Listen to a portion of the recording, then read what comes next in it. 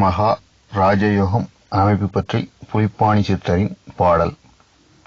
கூறினேன் கலைமதியும் ஒன்றில் நிற்க, குருவெள்ளி தேர்ப்பாகன் 6-7 மாறினேன் மற்றோர்கள் 3-10 மைந்தனை லாபத்தில் அமர நன்று. சீறினேன் செம்பொன்னும் கோடி உண்டு, சிவசிவா சீர்பெருகும் செல்வம் உள்ளோன். தேறினேன் காலாள்கள் மெத்த உண்டு, திடமாக புலிப்பாணி தெரிவித்தேனே.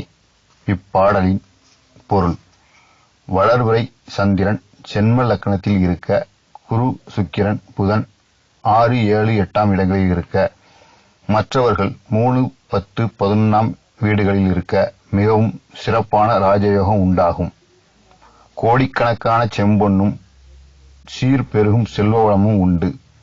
சேவை செய்ய ஆட்கள் அநேக பேர் உண்டு. திடமாக புலிப்பாணி கூறினேனப்பா. இப்பாடலின் விளக்கம்: இப்பாடலில் 3 யோகங்கள் உள்ளன. 1. ஜென்ம லக்னத்தில் சந்திரன் இருப்பது சாமர யோகம் என கூறப்படும். அறிவு ஆற்றல் நிறைந்தவராகவும் கலை ஞானம் உள்ளவர்களாகவும் இவர்கள் இருப்பர். யோகம் 2. ஜென்ம லக்னம் அல்லது சந்திரனுக்கு 6, 7, 8 சுவர்கள் இருப்பது ஒரு நல்ல ராஜயோகமாகும்.